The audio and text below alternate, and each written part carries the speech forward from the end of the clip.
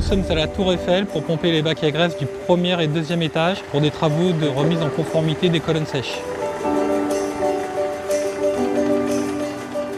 On a un bac à graisse qui est au premier étage de la Tour Eiffel à peu près 58 mètres et le deuxième qui est à 115 mètres.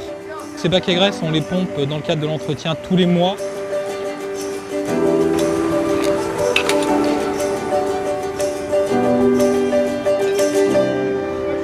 Pour faire du bon travail et surtout ne pas dégrader la Tour Eiffel et puis prouver un petit peu notre compétence technique, on a mis en place des moyens permettant d'aspirer les bacs à graisse à cette hauteur et pouvoir contenir le refoulement des colonnes sèches. Donc on a 19 tonnes qui se branchent directement sur ces colonnes sèches et on prévoit un hydrosarc qui se branche sur le 19 tonnes pour éviter tout souci de débordement.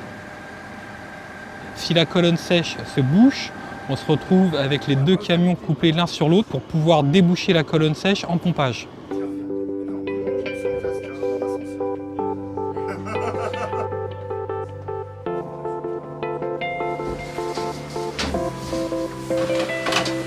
Voilà.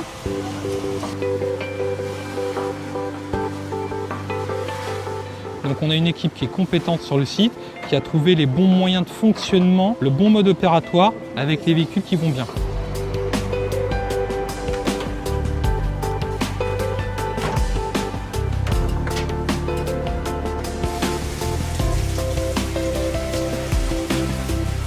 Les risques d'une prestation comme celle-ci, c'est déjà la dégradation d'un monument historique. On peut très vite inonder le parvis. Donc on imagine derrière toute la partie de dégradation que ça peut emmener, les problématiques sécuritaires et d'image sur le site. Nous avons récupéré la Tour Eiffel il y a à peu près 7 ans. Les colonnes sèches étaient bouchées, les bacs à graisse étaient complètement bouchés. Nous avons dû résoudre l'ensemble des problématiques.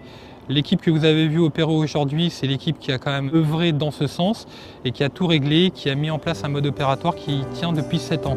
Aucun débordement, aucun engorgement, aucune nuisance ni pour la concession, ni pour la Tour Eiffel, ni pour les visiteurs.